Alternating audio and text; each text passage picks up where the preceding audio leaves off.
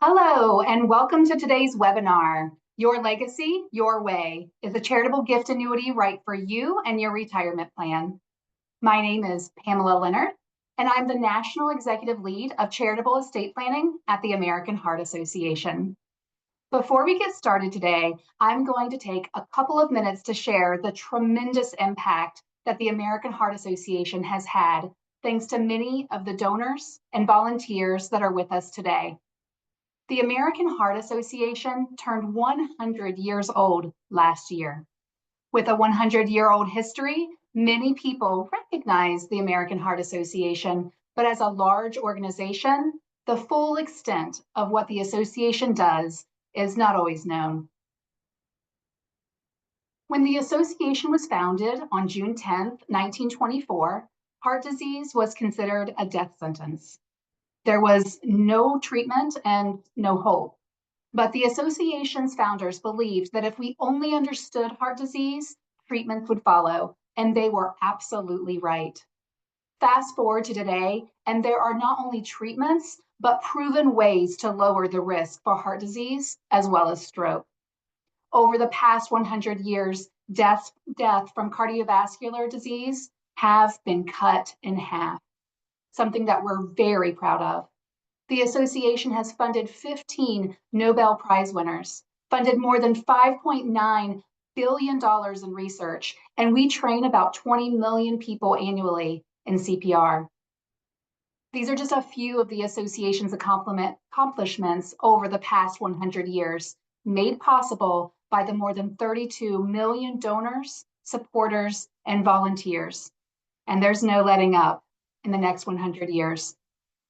We are excited about the impact we'll make over the next 100 years as we remain devoted to a future of health and hope for everyone, everywhere. So again, I thank you for being here today, for being part of our history, and for being part of our future. Now, I have a few quick housekeeping items that I need to cover. Today's webinar is for informational purposes only and is not intended to provide legal or tax advice.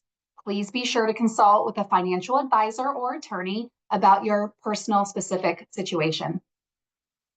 I'm sure many of you have attended a Zoom webinar before, but it's just a friendly reminder that if you can actually control your own view, simply use your mouse to drag the slide bar in the middle of your screen. Feel free to go ahead and adjust your view preference now. And while you do that, I'll just point out a couple more of the webinar functions.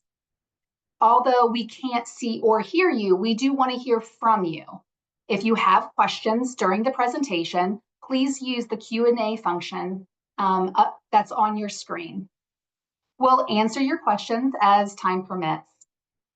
Near that Q&A button, you also have the option to show captions during the presentation. To enable captions at any time during the presentation, simply click the Show Captions button on your screen. You may also turn off captioning at any time by selecting Hide Captions. It is now my pleasure to introduce my friend and colleague, Andrew Fussner. He'll be joining me today to lend his expertise. Andrew Fussner is the Vice President of Estate Settlement for the American Heart Association and oversees the administration of bequested assets for the organization. Andrew has been with the association for 24 years, and prior to joining the American Heart Association, Andrew was an attorney with the Tampa office of a large national law firm where he specialized in estate planning, probate trust administration, and tax law. Andrew holds a law degree, a Bachelor of Science in Accounting, and a Bachelor of Arts in Political Science, all from the University of Florida. Go Gators. Joining us today from St. Petersburg, Florida, please welcome Andrew Fussner. Well, thanks, Pamela. I appreciate it. I'm going to start out by just going over a little bit of what our topics are going to be today. We have five main items we're going to cover. What is a charitable gift annuity? How does a gift annuity work? What are some of the benefits of funding a gift annuity? How do I actually go through the process of setting up a gift annuity? And then last but not least, a fairly new topic here, how do I use a qualified charitable distribution from my IRA in order to fund a charitable gift annuity? So let's start off with the first one there. What is a charitable gift annuity? I'm sure many of you on the call already know this, but for those of you who don't, charitable gift annuity is simply an agreement between an individual and a charitable organization, such as the Heart Association. It's a contract. The donor transfers assets, and that could be cash, stock, mutual funds, or certain types of other property like real estate. And in return, that donor gets fixed payments for the rest of their life or the lifetime of another person from the charity. The rates that individuals can qualify for are as high as 10%, depending on the age of the donor. Here at the Heart Association, we have a minimum of $5,000 in order to fund a gift annuity. That's probably a little bit lower than the average charity, but there are plenty that do 5,000. 10,000 is probably a little bit more common. So there's two big types of gift annuities out there. There's the immediate gift annuity and the deferred gift annuity. So the immediate we described there on the left-hand side of the screen. That is a one-time lump sum used to establish an annuity, and the income payments, those annuity payments, they start immediately to the donor. A deferred gift annuity is a little bit different, a little bit more complex, but not a lot. The donor makes a contribution, but the payments won't start until a later date. They usually defer it at least 1 year, if not more. A lot of times people that are younger will use that in order to fund a retirement type situation. Moving on here. How do we come up with these rates? The rates that are used to determine what percentage of the initial gift you get paid out as an annuity each year are followed, at least by the American Heart Association and by the vast majority of charities. We follow the American Council on Gift Annuities suggested rates and guidelines. This is an organization that has been around for nearly 100 years. I think they're 1 year younger than the Heart Association. And they use actuaries and a set of assumptions in order to come up with rates that they adjust from time to time. And as I said, the vast majority of charities will follow those rates. Those rates are then also used not only by the charities, but by state insurance departments, with the only exception being somewhat the state of New York. They like to kind of do their own thing from time to time, but they're within the range of the ACGA's rates. What the ACGA looks for when setting their rates are a variety of things. They look at mortality assumptions. They look at how the assets are held by the charities. They look at what typical annual expenses are to the charities. They look at what the likely return is on those assets to the charities. And then they set the rate to generate enough funds over the lifetime of the donor to make those annuity payments and leave about 50% of the initial gift to the charity when they do pass away.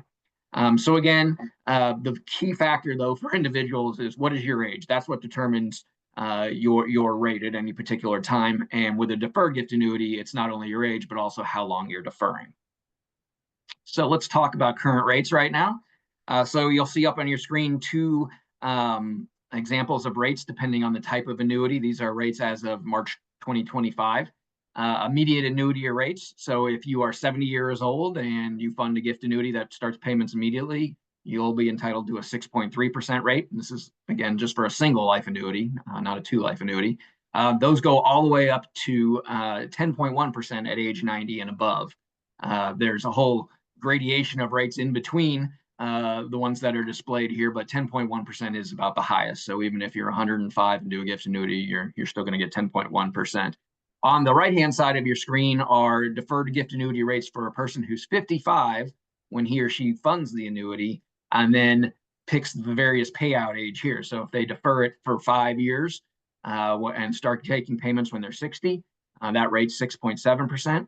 If they defer it 20 years and don't start taking payments till 75, that rate's going to be 13.2%. So again, that just is put up there to kind of give you an idea of how these rates look. I'm going to turn it back over to Pam now. Pam? Great. Thanks so much, Andy, for that really great overview. So now let's review how a charitable gift annuity actually works. So the basic premise of a charitable gift annuity is a donor gives a gift to the American Heart Association, and then the association agrees to pay an annuity to one or two beneficiaries for the remainder of the beneficiary's life or lives. Upon the beneficiary's passing, the agreement terminates, and the American Heart Association uses the remainder amount of the annuity for its mission to build healthier lives free of cardiovascular diseases and stroke. Charitable gift annuities provide several benefits beyond just the obvious lifetime payments. First, the donor may be entitled to a charitable income tax deduction in the year the annuity is funded. This deduction is calculated by determining the present value of the annuity payments and then subtracting that value from the gift amount. When a gift annuity is funded with securities such as stock, the capital gains from the stock are spread over the life of the beneficiary or beneficiaries. So to review your actual personal specific potential tax benefits, you'll be able to request a free personalized charitable gift annuity illustration through the webinar evaluation. Now, the annuity payments are for life, even if the annuity beneficiary or beneficiaries outlive their IRS-determined life expectancy. The rate of payment on a gift annuity agreement is set when the annuity begins. Payments for an annuity are never lowered or raised, regardless of changes in interest rates or the economy. All net assets of the American Heart Association stand behind the agreement. The association also maintains a gift annuity reserve fund valued at over $20 million that is invested in accordance with the laws of the states in which the American Heart Association offers gift annuities. It's hard to believe, but the association's first charitable gift annuity was issued in 1992. And since then, the association has established well over 1,000 agreements nationwide.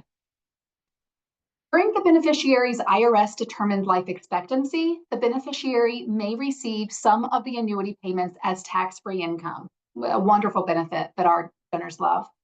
If securities are used to fund the annuity, a second portion of the payout may be taxed at a capital gains rate, which is more favorable than an ordinary income tax rate. And then the rest of the payment is considered ordinary income.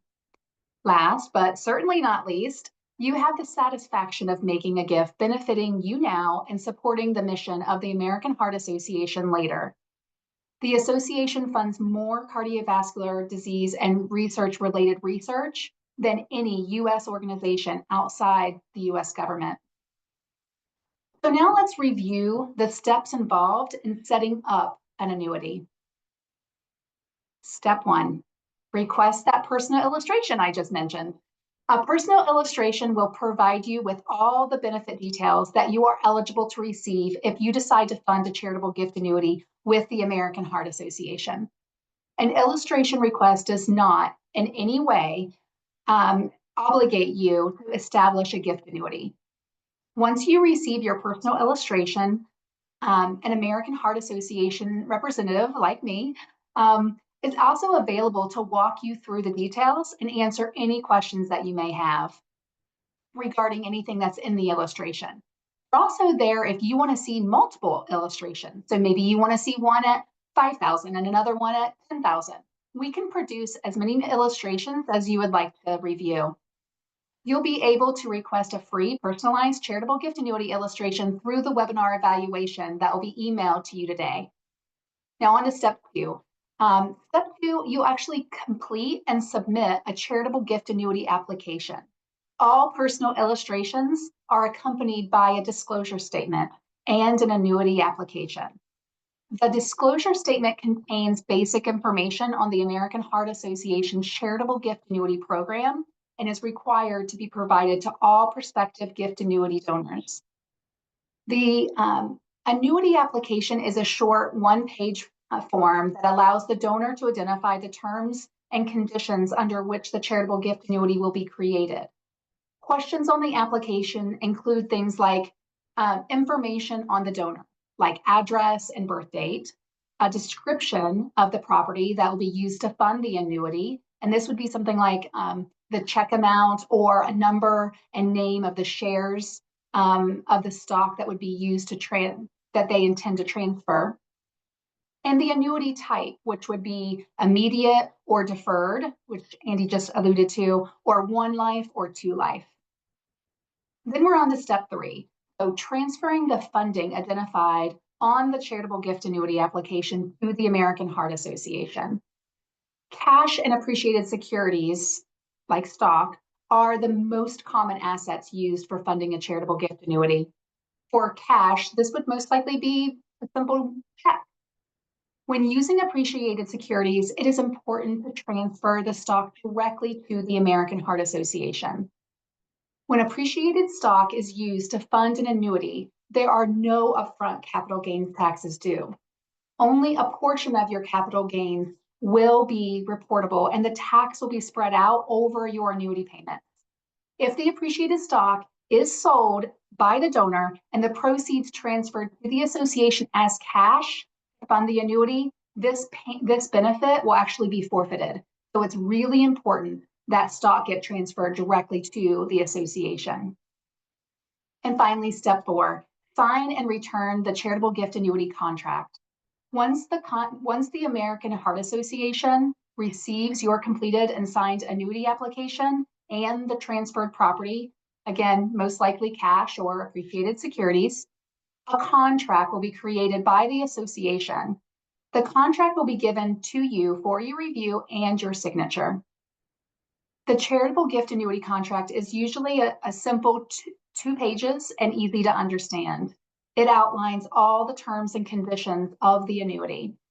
So now, Andy, I'm going to pass it back over to you. What other options do our donors have? Well, thanks, Pamela. We're going to be talking about what's known as a qualified charitable distribution in order to fund a charitable gift annuity. So if you go back to the early 90s and up until just the last couple of years, as Pam discussed, you could fund a gift annuity at the Heart Association with cash, with stocks, with mutual funds, with a few other items. But a new law got passed a couple of years ago. And in order to talk about that law, I need to take us back to 2006 first to talk about a prior law that the IRS passed. In 2006, the Congress created via the IRS a new type of distribution from an IRA called a qualified charitable distribution, or QCD. For donors that were 70 and a half years or older, at that time, they could make an outright gift directly from their IRA without incurring any tax to a charity. And this was a great new opportunity for donors, particularly for people that didn't itemize their taxes, because it was essentially the same thing as getting a charitable deduction through the back door. And they could do that up to $100,000 a year, year after year. By 2025, that amount, which is indexed, is now up to $108,000 a year. So if you had a husband and a wife couple, they could each donate up to $108,000 a year to their various charitable causes. But that was an outright gift. What happened later in 2023 was the Secure Act 2.0. This was part of the overall Consolidated Appropriations Act that Congress passed that year. And as a little subpart of Secure Act 2.0 was the Legacy IRA Act. So Secure Act was about all these changes that were made to retirement accounts and how they were to be handled. And the Legacy IRA Act was just about these QCDs. So they kept the age at 70 and a half for QCDs. Now they raised the required minimum distribution age to 75 under this proposal. However, you can still do a QCD at 70 and a half, so it's not tied to the RMD anymore. What you can do now with that qualified charitable distribution, distribution directly from your IRA to a charity, instead of being an outright gift to the charity, you can use it now to fund a charitable gift annuity or a charitable remainder trust. It's mainly used for charitable gift annuities due to some limitations that are on there. There's two big limitations, and I want to hit on both of those that are important here. The first one is what we call the one bite at the apple rule. So Congress, in its infinite wisdom, decided that it was only going to allow individuals who had IRAs to do this once in their lifetime. So you can only do it once. You have one full calendar year, your tax year, in order to make distributions of up to $54,000. That's the second limitation, to a charity or charities. So you could do $10,000 to the American Heart Association to fund a gift annuity and $15,000 to your university to do a gift annuity, but it all has to be done within one taxable year, up to a maximum of $54,000. The other little limitation that's on here, normally you can name anybody you want within reason as the annuitant of your charitable gift annuity. For the Legacy IRA Act, though, if you're going to fund it with a qualified charitable distribution from your IRA, the annuitant has to either be the donor or that donor's spouse. So it can't be a child or a nephew or a friend or anything like that. So we'll go to the next slide here. So just as in the case of an outright QCD donation, the distribution from a donor's IRA is not considered taxable income if you're doing this QCD to fund a charitable gift annuity. So again, normally you take a distribution from your IRA, you have to pay ordinary income taxes on it. In this case, if you do the QCD properly, you don't. Now, you don't get a separate charitable deduction, but it essentially is a charitable deduction because you're not having to include that income. However, also, I should say, not however, additionally, that distribution can count against any required RMD that you have for the year. So if once you hit that age 75 and you have to start taking distributions from your IRA, the IRS says you can use a QCD to fulfill part or all of that RMD every single year. That makes the QCD a great gift for non-itemizers, particularly for non-itemizers who maybe you don't need to take that RMD for expenses or living cost, et cetera, but the IRS is still going to force you to take it every year once you turn 75. So if you have that source of funds, you maybe don't really need them, you don't itemize, you are the ideal candidate for a QCD to a CGA, as we like to say, using all the acronyms there. And then last but not least, just like any other CGA, donors can direct the gift to a specific fund or purpose, such as you can restrict the gift to research or public health education, situations like that. We're now going to go through 4 examples of how the various and sundry charitable gift annuities work. So I'm going to turn it back over to Pam for the first one.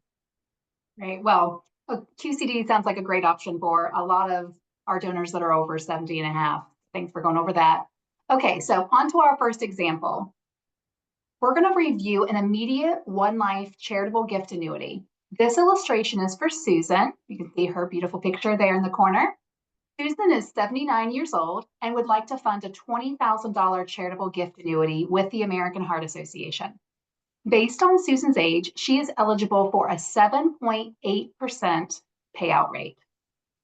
Susan will transfer $20,000 in cash to the association, and in return, she will receive an annual payout of $1,560, of which $1,106.04 will be tax-free until Susan's IRS determined life expectancy. Susan will also receive a 2025 income tax deduction of $8,937. And then at Susan's passing, the annuity remainder amount will actually support the American Heart Association's fight against cardiovascular diseases and stroke. This example right here is our most commonly funded annuity, which would be an immediate payout for one life. Andy, do you mind walking us through an example where there are 2 beneficiaries? Thanks. Yeah, I can definitely do that. So Pam just described kind of the classic vanilla charitable gift annuity, one life. So I'm going to do two tweaks to it. One, we're going to have two people instead of one person. And secondly, instead of funding with cash, we're going to fund with stock. So here we have Jim and Sarah. Their ages are 75 and 70. That qualifies them for a 5.8% annuity rate. Now, again, that's going to be lower than a single life person. But what's nice here is when either Jim or Sarah pass, the second one continues to get those gift annuity payments till they pass away. So here, they take $200,000 worth of stock that they originally purchased for, let's say, $100,000. That's their basis. So they have about $100,000 of built-in gain in this. So they go ahead, they take that, they transfer that stock to the American Heart Association. They're going to get an annual payout of $11,600. That's their annual annuity. Now that can be paid out in quarterly installments, twice a year, or just once a year. That's for both of their lives. How that annuity payment is going to be taxed is about $3,500 of it will be tax-free, and then the remaining $8,000 or so will be taxed at a combination of ordinary income rates and capital gain rates. It's an estimated payout over their combined lifetime of $274,000 and change. It's an effective payout rate of about 7%. When they both finally pass away, what's ever left, which typically is around $100,000, will pass to the American Heart Association for use in its charitable purposes. So again, it's a great gift for a couple that's looking to both provide an income for themselves over the years and also wants to support a charity. Pam? Great. Well, while you were explaining that, a question came in. Andy, I think you can take this one. Does it matter if an annuity beneficiary is male or female? So does gender matter when it comes to what payout rates people are eligible for? No, it does not. The payout rates that the ACGA puts out there, that the Heart Association, and again, about 95% of other charities use, it's based on what's called a unisex table. So it doesn't matter whether you're male or female. And I should mention on that last example, I skipped over the fact that you're eligible to take an income tax deduction of $67,000 and change on this particular gift here. And you may be thinking, well, boy, that's more than I can take in an individual year. Well, remember, you can always spread out a charitable income tax deduction over a span of 5 years. That's a great point. Absolutely. And one that I think some people might need to take pay attention to. So in our next example, we're going to look at a one-life charitable gift annuity that is funded with money from an IRA. So as Andy mentioned earlier, it's also known as a qualified charitable distribution. It has immediate payouts because deferred payments are not allowed when using funds from an IRA. So again, let me say that. If you're using your IRA to fund a charitable gift annuity, you cannot defer payments. That's one option less that you have when using your QCD. This illustration is for Jane. She's 75 years old. She'll be transferring $54,000, which we heard from Andy earlier is the maximum amount that can be used from an IRA this year. Based on Jane's age, she is eligible for a 7% payout rate. In return for her gift to the association, she'll receive an annual payout of $3,780. Now, none of the payments will be tax-free, nor will Jane receive an income tax deduction since she never paid income tax on the amount she placed in her IRA. But don't worry about Jane. She's going to be fine. She will not have to pay income tax on the $54,000 this year, which would have been due if Jane would have pulled out the $54,000 and kept it for her personal use. Now, she may also enjoy a lower required minimum distribution, or what's commonly referred to as RMD, from her IRA next year, since she pulled out this sizable amount this year and lowered her IRA balance. At Jane's passing, the annuity remainder amount will support the American Heart Association's life-saving mission. I'm going to pass it back over to Andy to show us what a deferred charitable gift annuity looks like. Thanks, Pam. So the first three examples we went through were all immediate annuities, meaning whether it was funded with cash, it was one life or two life, funded with stock or funded with a QCD, the donor got their annuity payments right away. They got that first payment in that first year, no delay. This is the deferred charitable gift annuity example, and we've got Patrick here. Patrick's a little younger than our other gift annuity examples. He's 55, And because he's going to defer the payments on his gift annuity for 10 years, so he won't start getting payments until he's 65, he's entitled to a 9.0 annuity rate. So obviously, even though he's younger than those older donors, his annuity rate is going to be higher because of that deferral period. So let's say he takes $100,000. He transfers that to the American Heart Association. He gets an immediate income tax deduction of $43,296 right away. He can take as a deduction this year. His annuity payments, when they do eventually start at age 65, he's going to get $9,000 a year for his life. Of that, $2,835 will be tax-free for a total lifetime payout of about $218,000. And then when he passes away, the property, whatever is left, will pass to the American Heart Association. Now, let me tell you why Patrick's such a likely candidate for this type of gift annuity. So Patrick's still working right now. He's 55. He's got a pretty good career. He's earning good money. So he needs a charitable income tax deduction to reduce his taxes, but he doesn't need income right now because he's got it from his job. However, when he turns 65, he plans on retiring. So his source of income is going to dry up. So this gift annuity will spring into existence at age 65. He'll start getting payments at that point in time. The other benefit is that right now, when he can take the charitable income tax deduction at age 55, he's probably in a higher income tax bracket because he's got that good job we talked about. Whereas when he retires, he's likely to be in a lower income tax bracket. So the taxes that he'll pay on the annuity are going to be lower at that point in time. So he's the ideal candidate for a deferred charitable gift annuity. Pam, back to you. All right. Well, we've been answering some of your questions throughout the presentation, whether via text or we answered one of your questions live here with Andy. We'll pause here for just a moment if there's any additional questions before we wrap up. Feel free to go ahead and use that Q&A function at the bottom of your screen. Submit any questions that you may have for us. Oh, here's one. Andy, since I'm asking the questions, you have to provide the answers. Our first question here is, the market's been up and down the past couple of weeks. Really? How does the market affect charitable gift annuity rate? It doesn't. Certainly not in the short term. Whatever the gift annuity rate is that's set by the American Council on Gift Annuities is the rate that a donor gets, and the donor will continue to get that rate for the rest of their life based on whatever it was at the time they funded the gift annuity. That may ultimately change what the ACGA puts out as rates over time, but usually that's got to be a sustained market increase or decrease in order to affect that. And again, it doesn't affect a donor's existing CGA. It's the same payout from now until they pass away. Great. I think that's many people out there probably having a little sigh of relief to that. Okay, our next question. You mentioned and showed examples of annuities for 1 and 2 lives. What if you want to have 3 people on an annuity? Well, unfortunately, at the American Heart Association, we only allow 2 lives as the maximum. There are a very small number of charities out there that may permit additional lives. The problem with that, though, most of the time is that you're ending up getting into a rate situation that's very, very low, or it's not able to be done because the annuitant's so young. So again, 3 lives, generally not an option.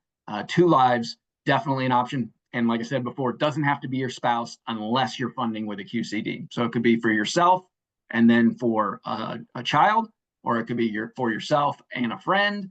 Whole lot of options for you there that the AHA staff can certainly talk to you about. Okay, great. Well, I think our audience is getting warmed up here. Got another question for you. With a charitable gift annuity funded with a qualified charitable distribution, do you have to contribute $54,000, or can it be a lower amount? You can do a lower amount by all means. Doesn't have to be $54,000. In the case of the Heart Association, like we said before, you can do as low as $5,000. And you could do $5,000 to us and $5,000 to the American Cancer Society or your university. $54,000 is the ceiling. It's not a minimum. Now, again, keep in mind, you get one bite at that apple. So if you only do if you only do $10,000 in this taxable year using a QCD, the remaining $44,000 is out the window for you in the future. Okay, and I think our next question you might have just answered it, but let me ask it anyway. Is there a maximum amount of charitable gift annuities that you can fund? No, so I'm going to answer. There's not a maximum. You can fund one every year. In fact, we have a good number of donors who don't really need the annuity income that they get every year. They set up annuities as sort of a safety net for themselves, but they find they maybe don't need the annual payment. They take that annual payment and they turn around and they fund a new annuity with it every year. So there's no limit on that. Again, the only time you have any kind of limit is if you're funding it with a QCD, and that all has to be done within 1 year, but you could still do multiple CGAs within that year. Great. Yeah, I think we have several people at the 24, 25 charitable gift annuities. So people tend to like